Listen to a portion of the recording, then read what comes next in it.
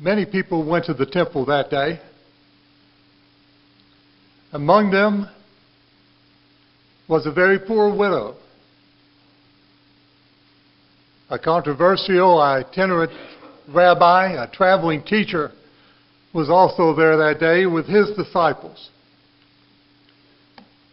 And a crowd of people who hung on every word that he said. And his name, of course, was Jesus. When Jesus came to Jerusalem, the temple had just been marvelously rebuilt by Herod the Great. The temple area had been enlarged to a size of about 35 acres. And around the temple were double colonnades.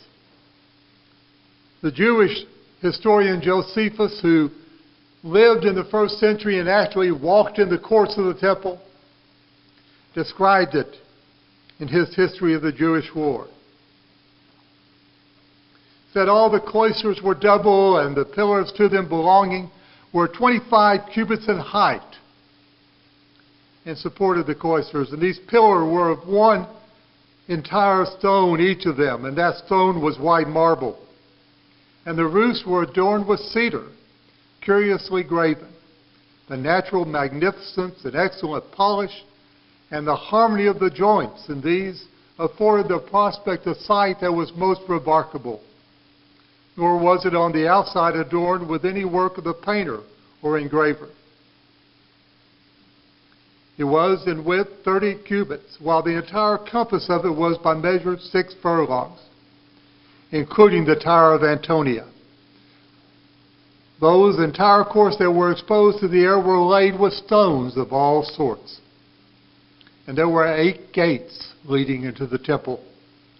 There were the 2 Holy gates, named after the great female Jewish prophet of the Old Testament, which passed beneath the royal porch. To the east was the gate of Susa, still visible as the Golden Gate, which was walled up by the Byzantines. And in the western wall was the main gate, called the Gate of Camponeus. It was decorated with an eagle that proclaimed that the temple had been placed under the protection of Rome. Anyone was allowed to enter the outer area, which was therefore called the Court of the Gentiles.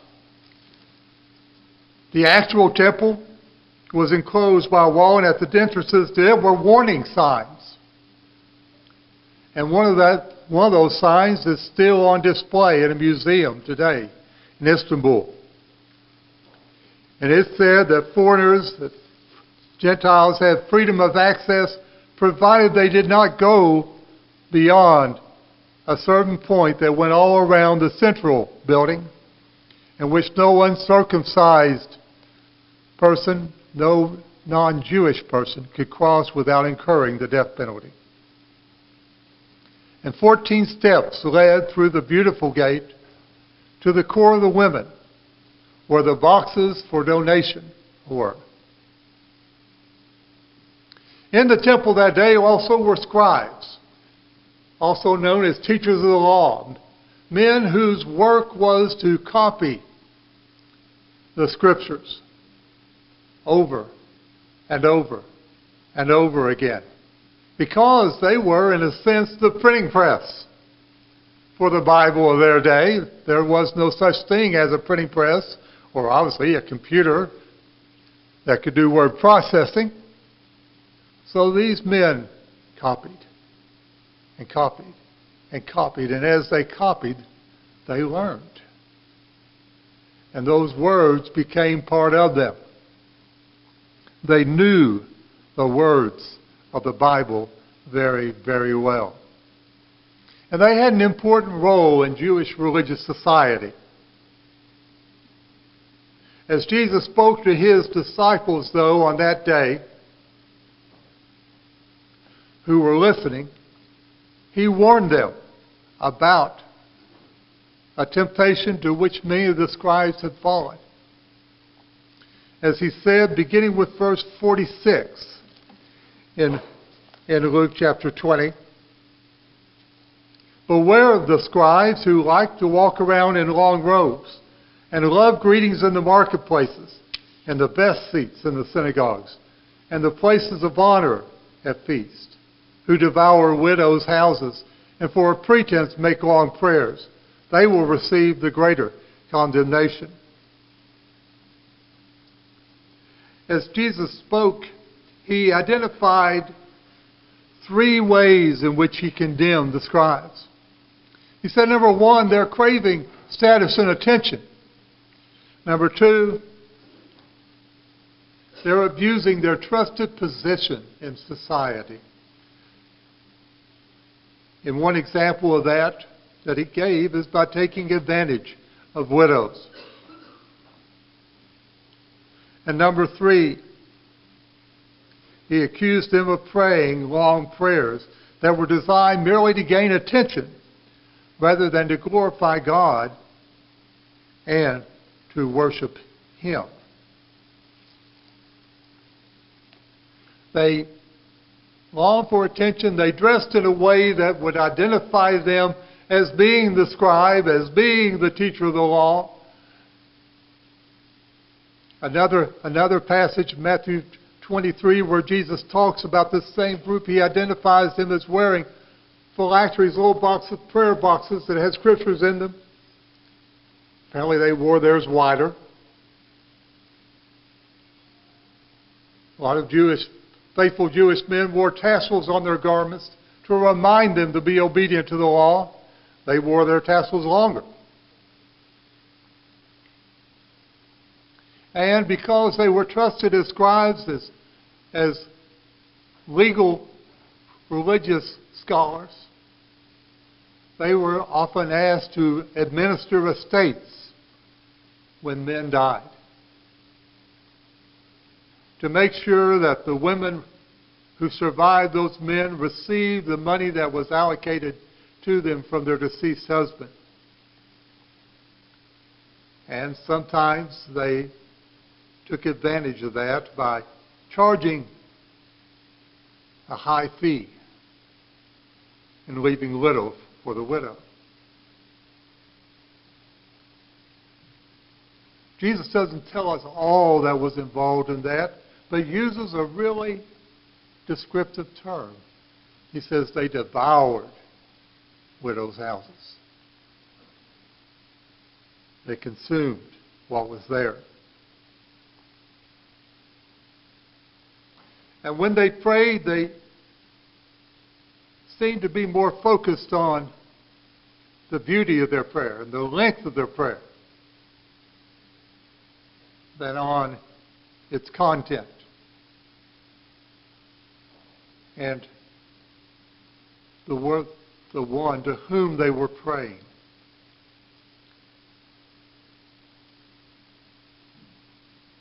As Jesus talks about these scribes, it seems he's talking about people who are more concerned about taking from the people of God rather than giving to God. As Jesus talked, he looked up and he saw some people giving, and some of these people were rich, and they were giving, it says, out of the abundance that they had. Perhaps for some of this simply meant that their giving was an afterthought. They didn't give a lot of consideration to what they were going to give. They had a lot, so they gave out of what they had left over.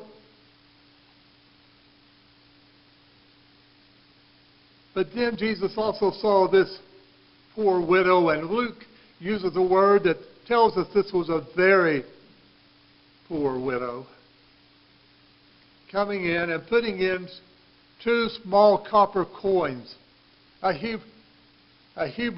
Jewish coin. Actually, I think the only time it's mentioned in the New Testament, the lepta, a very small value coin. And Jesus said about this woman, truly I tell you, this poor widow has put in more than all of them. For they all contributed out of their abundance, but she, out of their poverty, put in all she had to live on.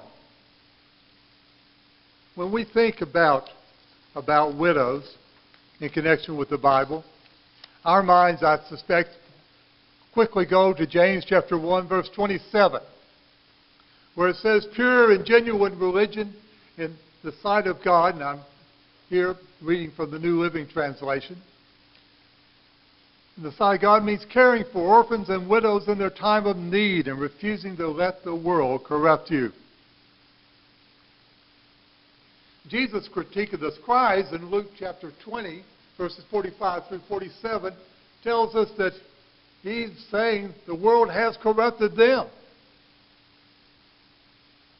That they are not concerned about caring for widows. That they are instead devouring them and abusing them in their hour of need. But there are other passages in the Bible that talk about widows as well. The book of Ruth is about two widows. The older named Naomi, which meant pleasant, who, despite her name, when she returned home, instructed her friends not to call her pleasant, but to call her Mara, which meant bitter, because the Lord had dealt harshly with her. And the younger widow, Ruth, who worked to provide for her older mother-in-law, who, in the end, brought pleasantness back into Naomi's life. And who, along with Naomi, became an ancestor of Jesus himself. In 1 Kings chapter 17, we meet a woman called the widow of Zarephath. She meets the prophet Elijah, and unlike the scribes that Jesus knew, Elijah provided a way for that widow to obtain food for herself and for her son. In Acts chapter 6, we learn about the first church fight, the first church controversy, the first big issue, and it's taking care of the widows. And specifically, one group of widows who spoke a different language, who came from a different culture than the rest of the congregation.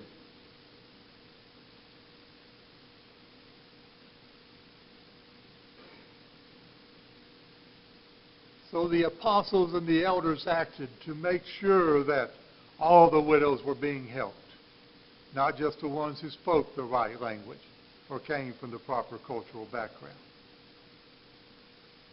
And when we look at these passages, they in some ways seem very timely, not just for their time, but for ours as well. Because today we read stories in our sources of news, don't we, about people in trusted positions, whether they're political offices or medical providers or religious leaders who take advantage of the generosity, take advantage of the vulnerability of people who trust them, who are in need, who really themselves have little to give. And today, people still want the best seats at sporting events, at banquets, still want to be noticed that they're there. And some places, people argue very, very angrily about how the Lord's money ought to be spent, forgetting that all the money is the Lord's money. He's just loaned it to us. In Luke chapter 18, Jesus talks about two men who went up to the temple to pray. Here, in Luke chapters 20 and 21, he talks about groups of people who went up to the temple, to the house of prayer, to give. The rich people and the poor widow. He also talks about these scribes that Jesus says were more concerned about the celebrity and the money they could get from other people. But the rich gave out their abundance. Like I said, perhaps an afterthought compared to their other expenses. But this widow gave all that she had to live on. And that's an important note. That sometimes we can overlook the full significance of, because when it says she gave all,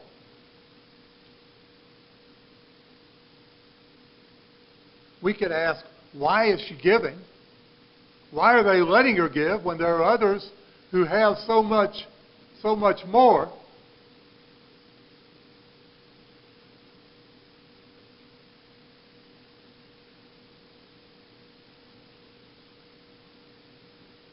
But she still gives. She still wants to give.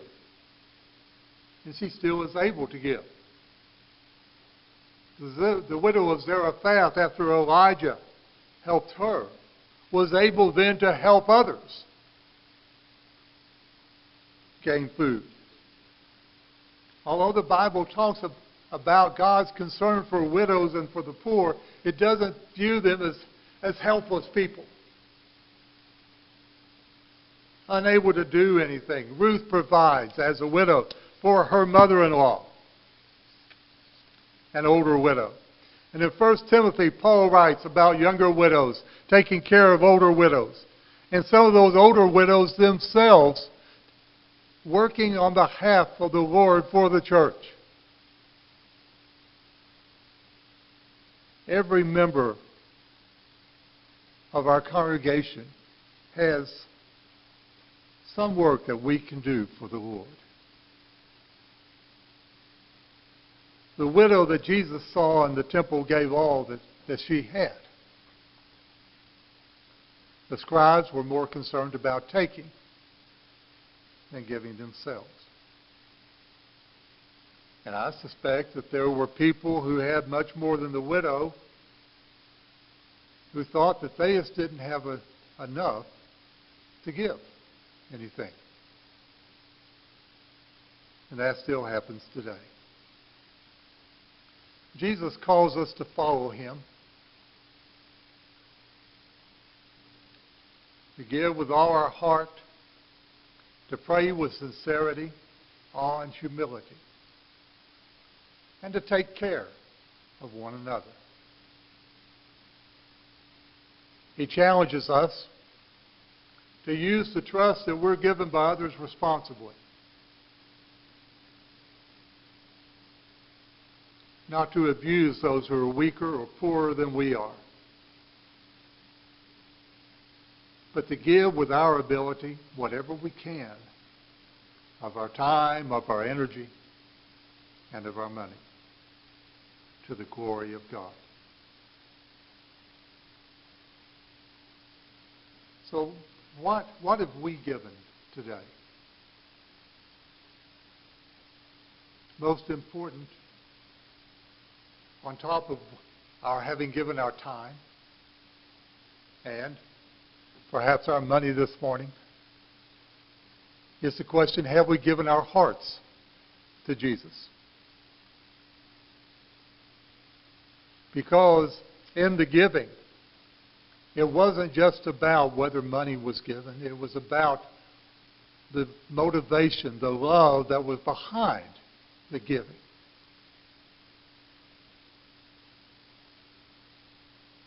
Have you given your heart to Jesus? Have you confessed Him as Lord of your life and been baptized in it? Or are you holding back? Are you taking for others when you could be giving? This morning, as we listen to Jesus, as He looks up as He's teaching in the Scripture in Luke chapters 20 and 21,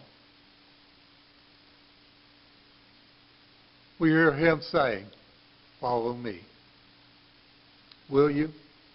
Will you give yourself to the Lord today while we stand and we sing?